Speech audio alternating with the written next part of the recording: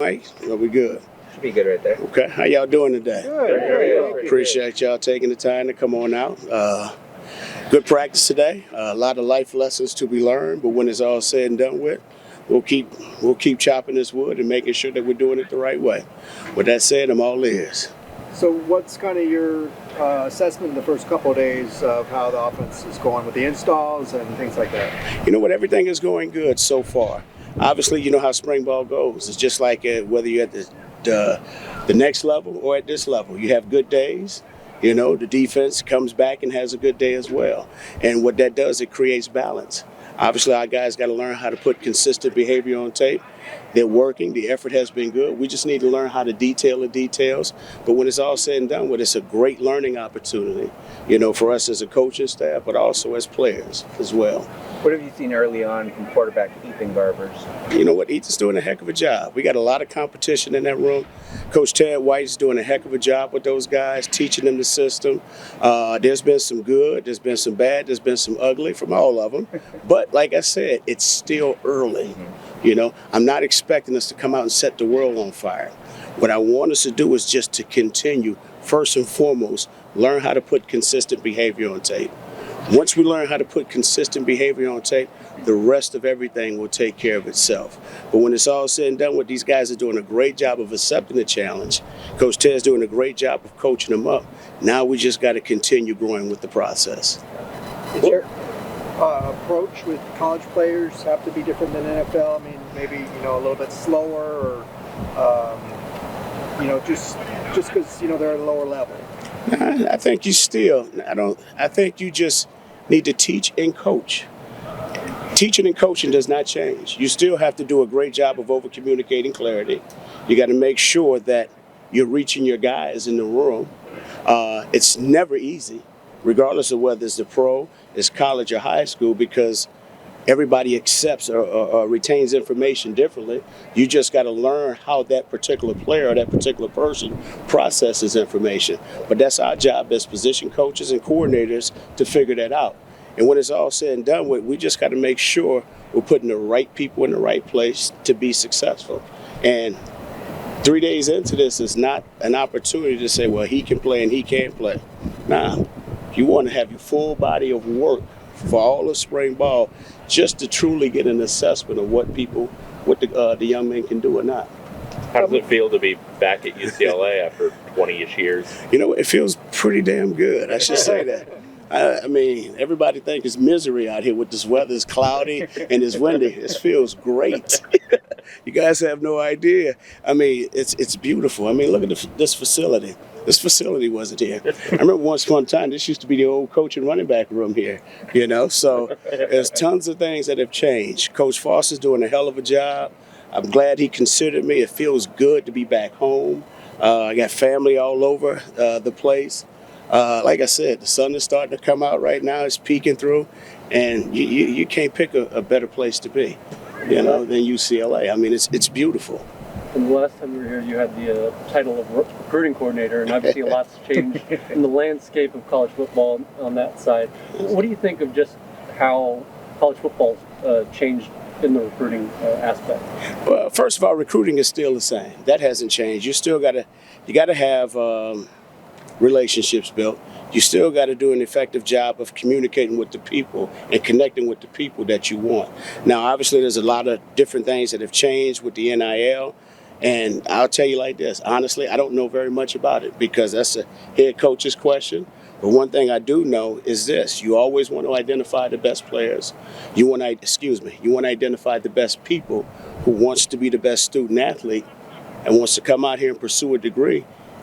If they're talented enough, they'll have an opportunity to make it to the next level. But if a young man wants to come to this institution and earn a degree, and they happen to have some talent, we'll coach them up and find out if they can play at the next level. But when it's all said and done with, recruiting is about the relationships that you're building with the people.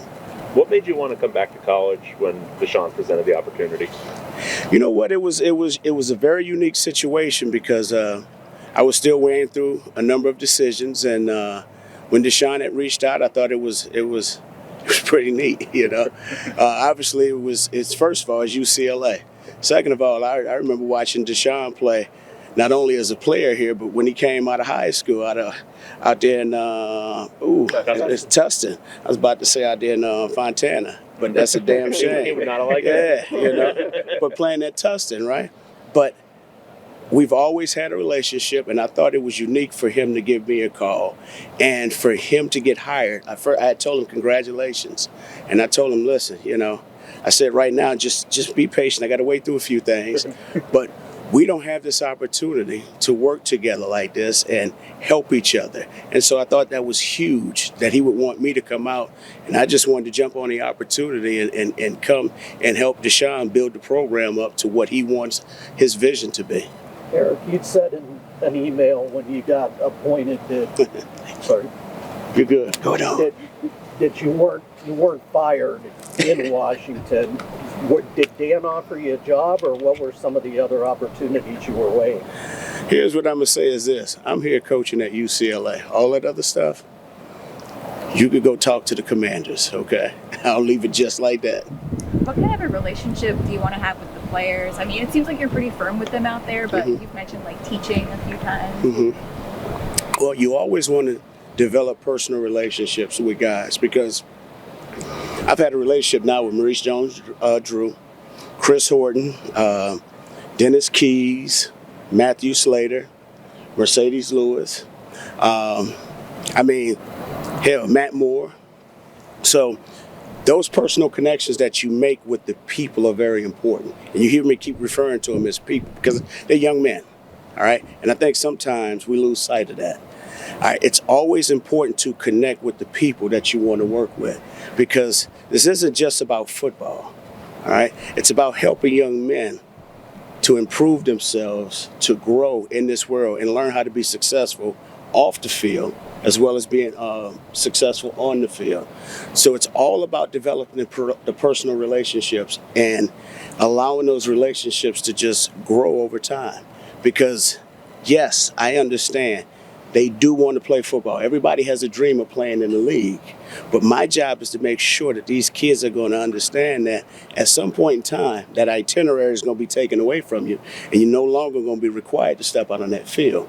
So what are some of the life lessons that you're going to learn while we're together that's going to help carry you over in life to helping you to become the best husband, all right, the best worker, all right, and just having a way of understanding of how we survive in today's world. So it's always connecting with the people, because if you connect with the people, guess what? The player's going to shine. And that's what it's about. What are some of the life lessons that you've learned through football that you want to kind of pass on? Well, it's just like when I talk to some of these young guys that are coming in that are being recruited now. You have to learn how to develop your consistent habits. All right. Every day these guys are going to step out here, and there's going to be some everyday drills that they're required to do. But there's some everyday drills that they need to do to help them to become the best student.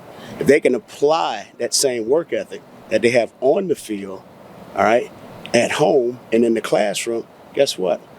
Those consistent habits will help carry them over in life. So those are the things that they need to do. Those are some of the life lessons. Yeah, it just doesn't apply just on the field. Now we got to be able to transfer it over where it can help me off the field as well.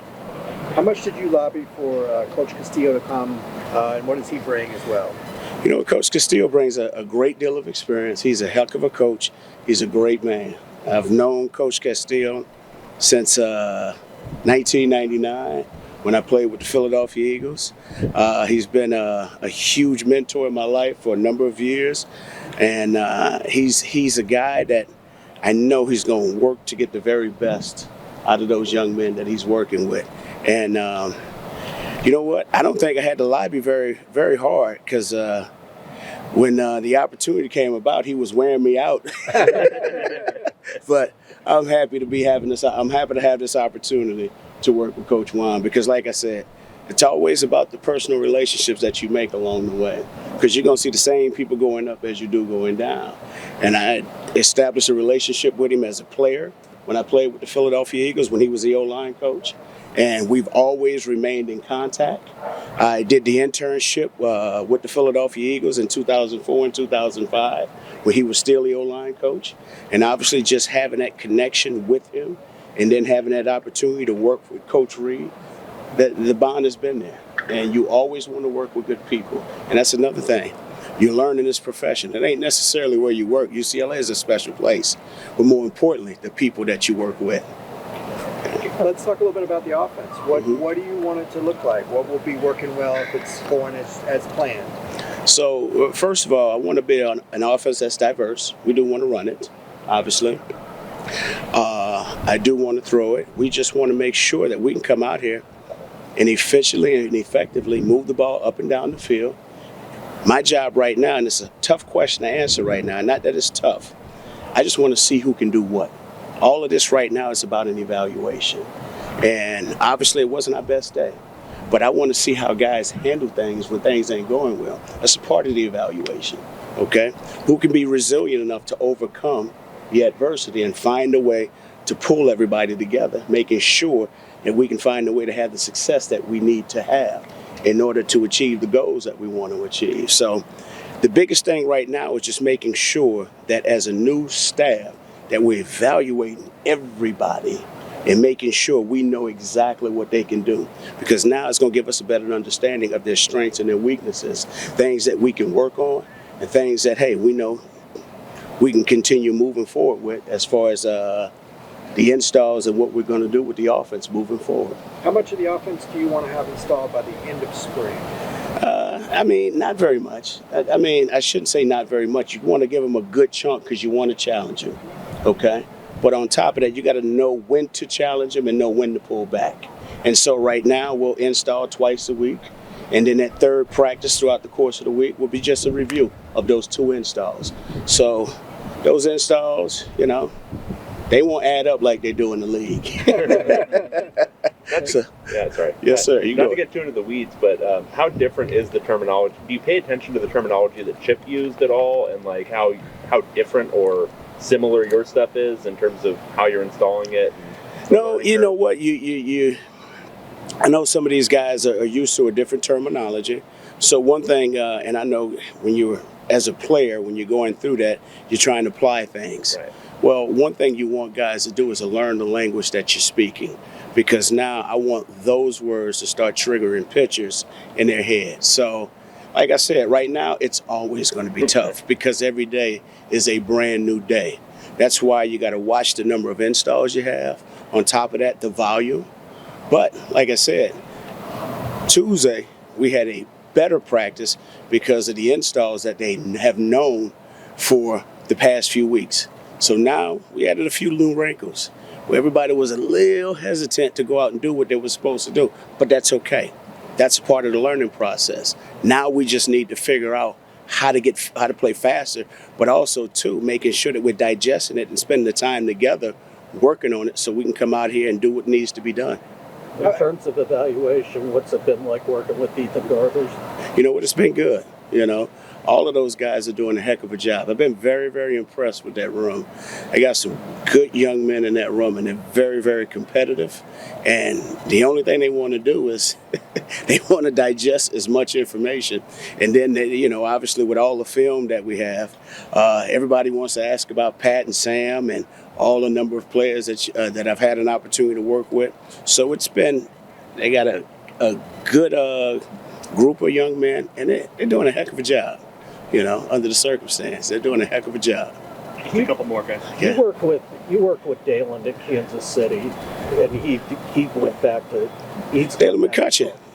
I'm sorry, McCullough, yeah. Did you ask him what it was like coming back to Modern College, or just any other coaches about going from the league back to college? So first of all, Dalen is a great coach. Okay, he did a heck of a job for us in KC.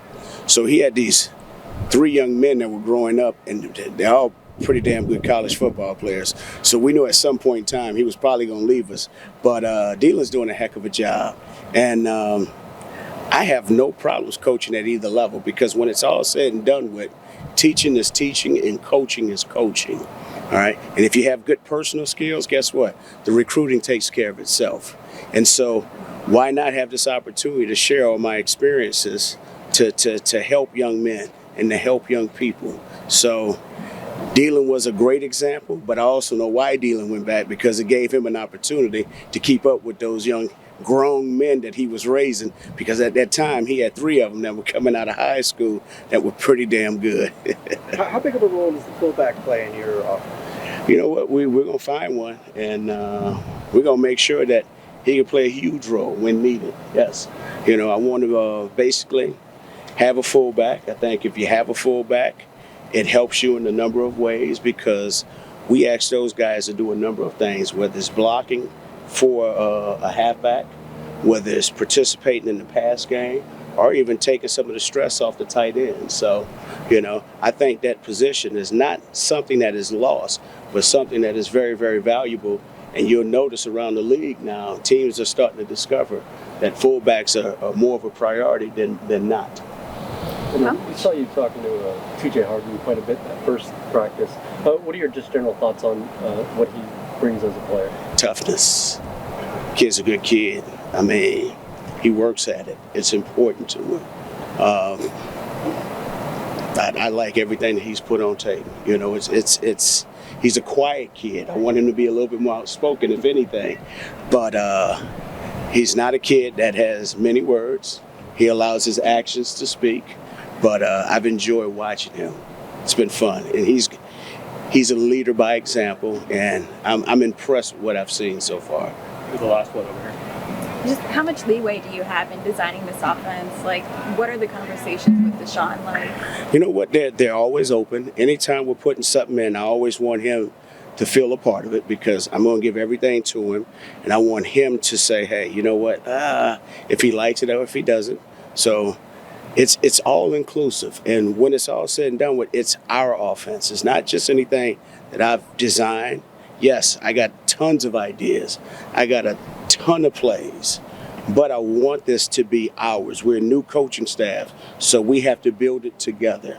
And that's why I was saying I want to see exactly what we have as a team. That's why this process right now with spring ball, it's all about evaluating. I want to evaluate what we have. I think we got a good collection of young, good student athletes that can do a lot of different things. Now we just need to figure out how to do it together and do it together well. So thank you guys. I appreciate y'all.